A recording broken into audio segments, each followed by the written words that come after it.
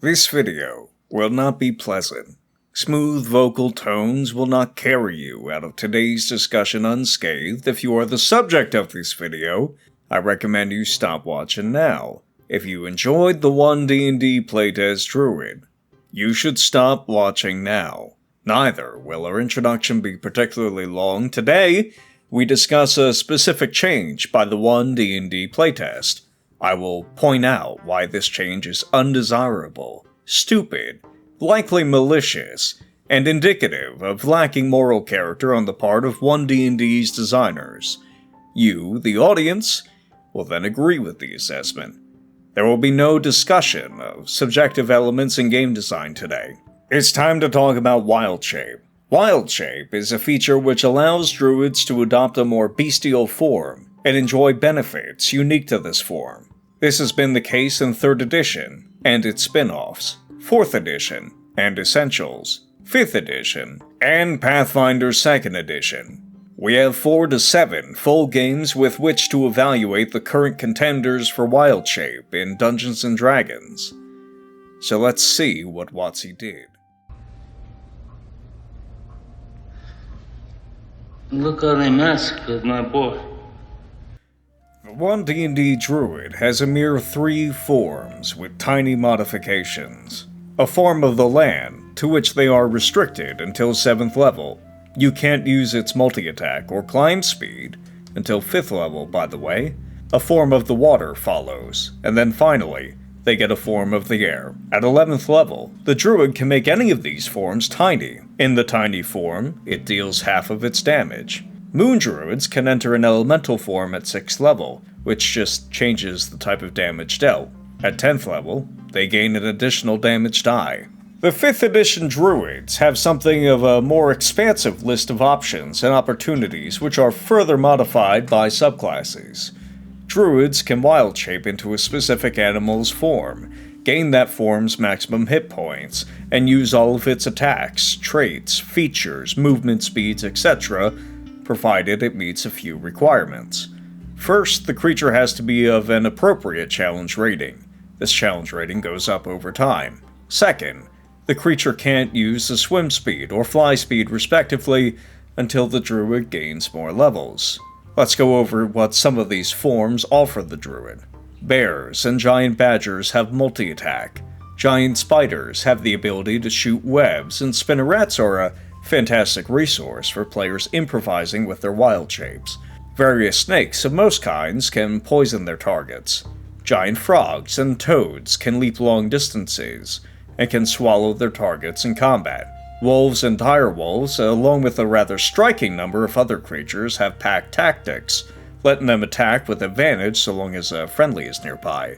Hyenas and giant hyenas can go on a rampage, using their bonus action to make another attack along with some movement speed when they knock a creature to 0 hit points. Panthers, tigers, and lions all have the pounce feature. Charge attacks let them knock a creature prone, and if they manage to knock the creature down, they can follow up with an additional attack.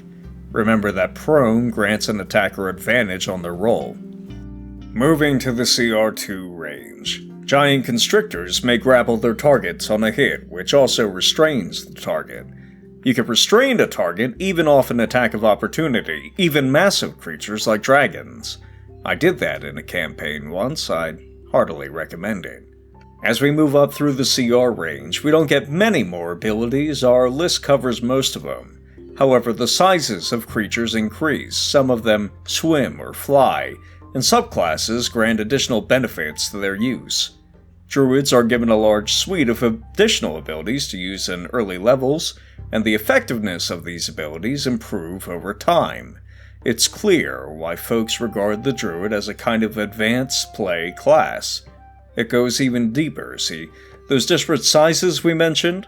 Tiny creatures, which you can turn into as early as level 2, can be used to scout. Huge and gargantuan creatures are large enough to keep medium creatures from grappling or moving them around, making them effective for area denial. Inflating hit point values allows creatures to survive effectively in either of these roles, whereas a barbarian might not be able to hold a corridor alone, or Rogue might find themselves killed if they stray too far away from the party. On top of that, every role you can extrapolate from the abilities offered by Wild Shape are further enhanced by the Druid spell list. Area Denial, Tanking, Control, Backup for frontline fighters, Scouting, Stealth, it's all there. Gentlemen, how do these stack up to you? I didn't include any subclass information on the 5th edition Druid's Wild Shape, so I could at least pretend to make our stack up seem fair. Alright, that was a lie. I wanted to more clearly demonstrate just how terrible the OneDnD playtest Druid was. There are a select number of Twitter users, probably being paid by WOTC, defending the playtest Druid. They say you can now be any kind of beast you want. This is a lie. You can't be a velociraptor, because a velociraptor has a mechanical stat block identifying it as such. If the playtest Druid turns into a wolf, then fights an actual wolf, or just sees one in combat, they'll know for a fact the actual wolf is different, that they will never be the wolf. The actual wolf is cooler, better than their wild-shaped form. The Druid traded their option to become an actual wolf to become a featureless gray ooze that would always be outclassed by whatever beast they were attempting to copy. This trade-off was the biggest loss in range of gameplay experiences for any class revised by OneDnD. Do me a favor, partner, take another look at these two Druids. What's possible between them? Which Druid would y'all assume had been released first? In video games, a medium focused on making activities more fun for its players, you would expect the feature list on the left to be from an earlier game, where the designers set the groundwork for a mechanic the sequel, on the right, later built on. But this is tabletop games. In this industry, we only like to make things worse, because this is a stupid hobby for stupid people, and I, being a very stupid person myself, clearly belong here, so the history of these two lists is flipped. We could guess the designers accidentally made something fun. They didn't expect players to actually go through their player's handbook, monster manual, and any other resource with animal stats within, but the indomitable human spirit enjoyed another brief victory, and us Druid players did just that.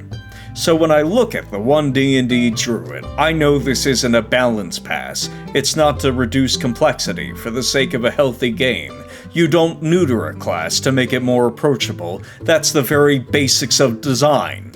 But Rube, it's just so much easier to wild shape now that all of the statistics have been melted down into 3 perfectly boring creatures.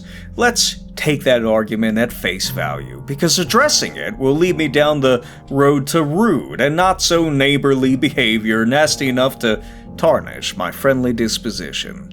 Let me instead ask y'all one simple question.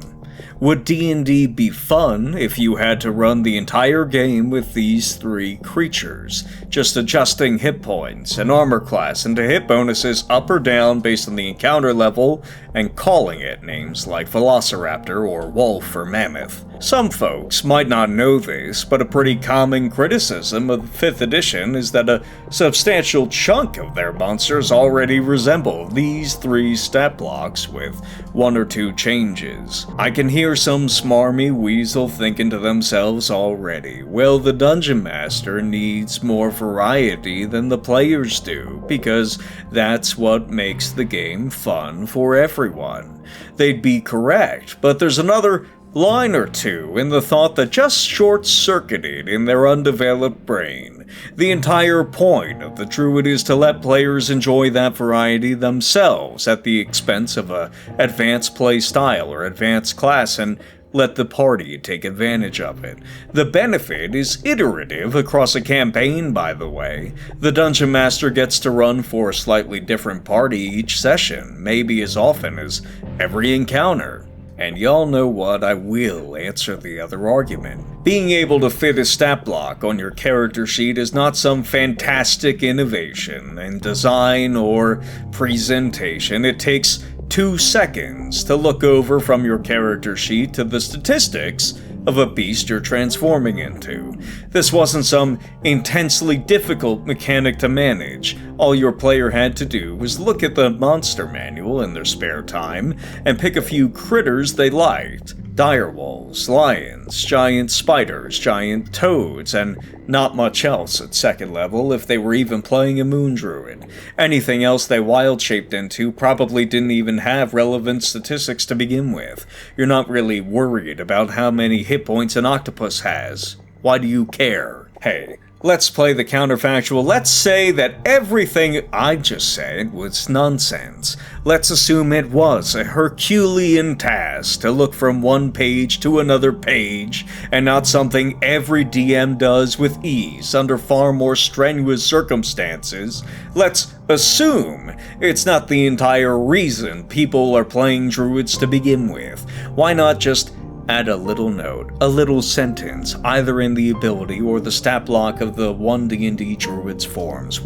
Just a tiny little note that says you can still gain a specific creature's actions or traits or stat block or any one action or any one trait. If you're really intent on nerfing it, all you had to do was say, hey, you can use an attack or trait from a creature of CR lower than XYZ, or use the statistics from this other creature if you really want. Keep it as a class feature replacement, as an optional feature if you have to. Use it as a feat, make it a spell, something.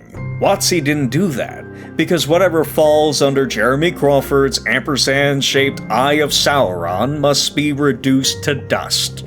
It's not enough to make something easier for stupid people to enjoy. Whoever was enjoying it to begin with has to be kicked out. And stupid people won't enjoy it, by the way. This is just a fighter with the serial numbers filed off. People who enjoy rolling to hit every round already have a class. They already have like 5 classes. It's anti-fun, anti-fantasy, and I, for one, am perfectly happy the hobby is moving on from this nonsense. Back in the land of people who like fun, designing for the lowest common denominator is a failing of designers who can't do better, not a virtue. Playtest feedback opens on March 20th. Should you wish to leave a strongly worded letter to Mr. Crawford, I don't have a big outro today. Be sure to share this with your friends. And if you'd like to support the channel, be sure to back 7 Willows on Kickstarter. Link is in the description. One more word. I just want to thank you all for getting me to 300 subs and getting my Kickstarter funded. This is awesome. By the time I had a thank you note ready, we were already closing in on 400. There's a contest going on to help the channel grow even more right now, and the details are in the description. We'll have a proper celebration under happier circumstances. Peace.